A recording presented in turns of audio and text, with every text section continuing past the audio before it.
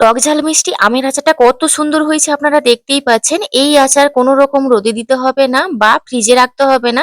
আপনারা ১ বছর কেন ২-৩ বছরও অনায়াসে সংরক্ষণ করে রাখতে পারবেন এই পদ্ধতিতে বানালে। নমস্কার বন্ধুরা, আমার চ্যানেলে আপনাদের সবাইকে স্বাগত। আজকে বানাবো টক ঝাল মিষ্টি কাঁচা আমের আচার। এই আচার কিন্তু আপনারা এই পদ্ধতিতে বানিয়ে দেখবেন ২ বছর ৩ বছর অনায়াসেই ভালো থাকবে, কোনো রকম নষ্ট হয়ে যাওয়ার ভয় নেই। চলুন কিভাবে বানাচ্ছি কাঁচা আমের টক ঝাল মিষ্টি আচার দেখে নিন।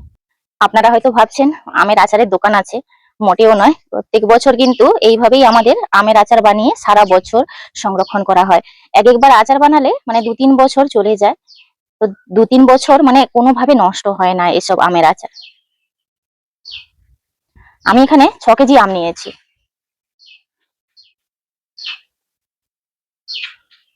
এইভাবে করে আমগুলো আমি খোসা ছাড়িয়ে নিচ্ছি, তারপর ছোট টুকরো টুকরো করে কেটে নেব। কিছুটা আম কাটা আমি শুরু করে দিয়েছি। আর এই যে দেখুন, এই আমগুলো কাটবো। আমগুলো কিন্তু টক মিষ্টি আম, মানে একদম খুব টকও নয় এবং খুব মিষ্টিও নয়, মাঝামাঝি। দেখো, আমগুলো আপনাদেরকে একটু দেখাই। কতটা পুরু দেখতে পাচ্ছেন? এরকম পুরু আম নিলে আচার কিন্তু খুব ভালো হয়।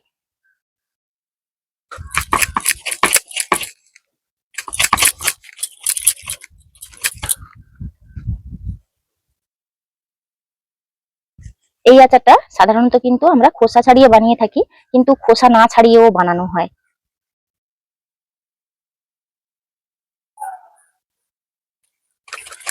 এই যে এইভাবে করে রাখবো। এইভাবে করে আমি কেটে নিচ্ছি। তো আপনারা সাইজটা দেখে বুঝতে পারছেন, খুব বেশি বড়ও নয় এবং খুব বেশি ছোটও নয়। এগুলো মানে দেখতে অনেকটা বড় মনে হলেও আচারটা বানানোর পর দেখবেন কত ছোট ছোট হয়ে যাবে। আমগুলো কিভাবে কাটছি আপনারা দেখলেন।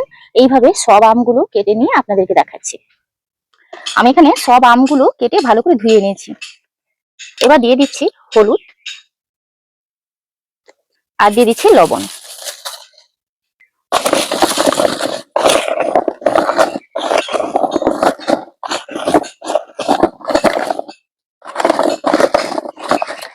এবার একটা কুলোর মধ্যে এগুলো নিয়ে নিচ্ছি। শুধু জাস্ট আমের উপরের জলটা শুকিয়ে নেব, ২ ঘন্টা রোদ খাওয়াবো।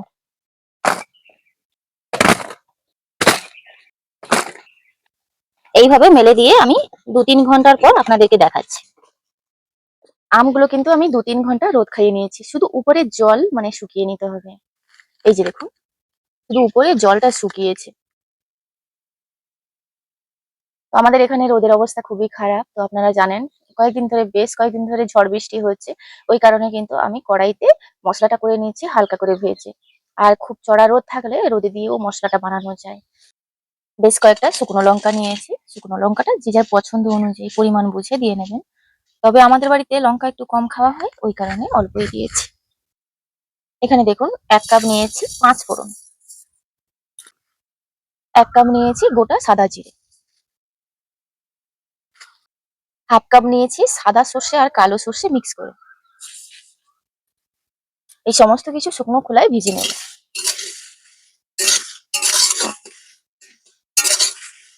অল্প আঁচে এগুলো ভেজে নিয়েছি, একদমই হালকা ভাজতে হবে, নামিয়ে নেব।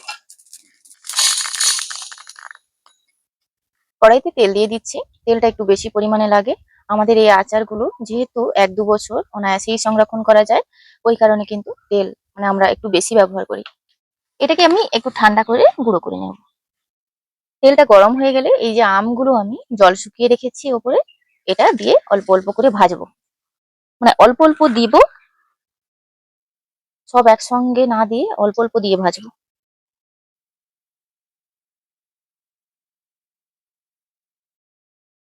আমগুলো এরকম হালকা করে ভাজতে হবে। এই যে এরকম, এইভাবে করে ভেজে তুলে নিচ্ছি। যে পাত্রে রাখবো সেটাও কিন্তু খুব ভালো শুকনো হতে হবে।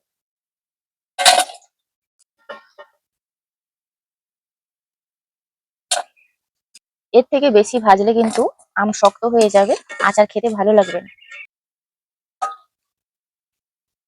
বাকি আমগুলোও এইভাবে ভেজে নেব। সব আমগুলো কিন্তু এইভাবে অল্প অল্প দিয়ে ভেজে নেব। এই যে দেখুন, এটা লাস্ট ব্যাচের আমটা ভাজা হচ্ছে। লাস্ট ব্যাচের আমটা পুরোপুরি ভাজা হয়ে যাওয়ার পর সব আম যে ভেজে রেখেছি একসঙ্গে কড়াইতে নিয়ে নেব।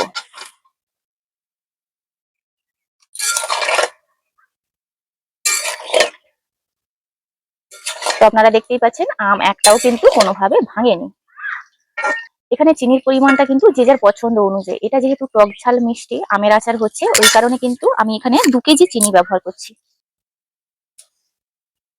আর আম বিশেষে কিন্তু চিনি লাগে।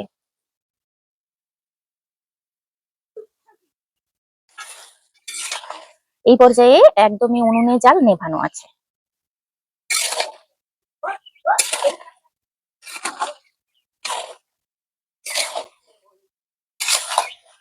চিনিটাকে খুব ভালোভাবে মিশিয়ে নিচ্ছি।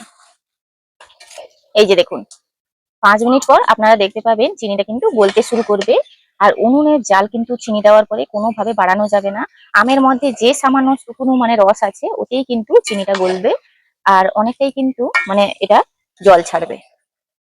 এই যে দেখুন, আর আম একটা দুটো এই সময় ভাঙতে হবে। এইভাবে নাড়াচাড়া করতে করতে কিছুটা আম ভাঙবে, আবার কিছুটা আম কিন্তু গোটা গোটাও থাকবে। লবণটা কিন্তু আমি ওই আম মাখিয়ে যে রোদে একটু শুকনো করেছিলাম ওই সময় ব্যবহার করেছি। আমার মনে হচ্ছে যেন আর একটু লবণ লাগবে, তো লবণটা আমি দিয়ে দিচ্ছি।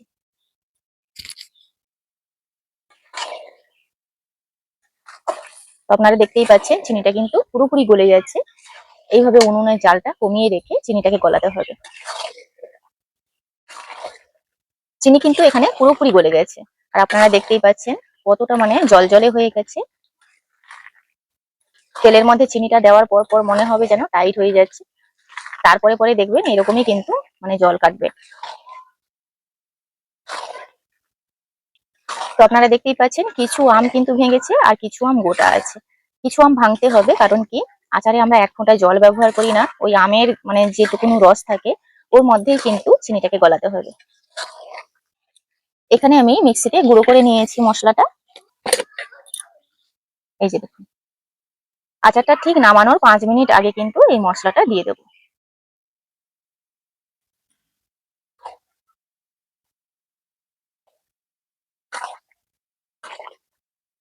মশলাটা দিয়ে খুব ভালোভাবে মিশিয়ে নিচ্ছি।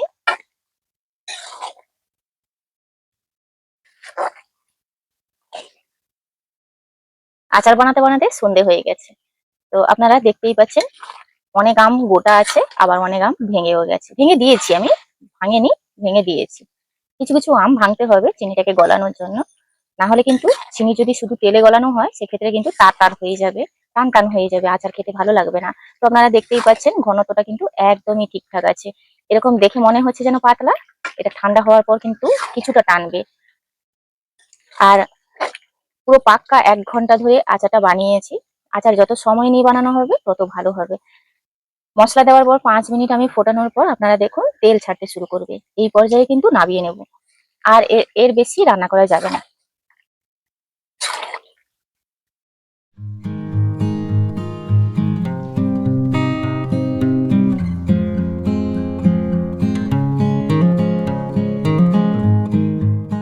আপনারা দেখলেন টক ঝাল মিষ্টি আমের আচার। এই আচার কিন্তু 2 বছর 3 বছর যে যত বছর ইচ্ছে কিন্তু রেখে খান, কিন্তু 1 বছরের বেশি রাখা উচিত না। কারণ কি তেলের একটা এক্সপায়ারি ডেট থাকে, ওই কারণে আমরা 1 বছরের মধ্যেই শেষ করে দিই। আর এই আচার এতটাই লোভনীয় হয় 1 বছরের মধ্যেই কিন্তু শেষ হয়ে যায়। প্রত্যেক বছর আমি আচার এইভাবে বানিয়ে থাকি 5 কেজি 6 কেজি করে। তো আপনারা দেখলেন কত সহজে এই আচারটা বানিয়ে ফেললাম। ভিডিওটি এখানেই শেষ করছি। ভালো লাগলে লাইক শেয়ার কমেন্ট করবেন। আপনারা সবাই ভালো থাকবেন, সুস্থ থাকবেন, সাবধানে থাকবেন।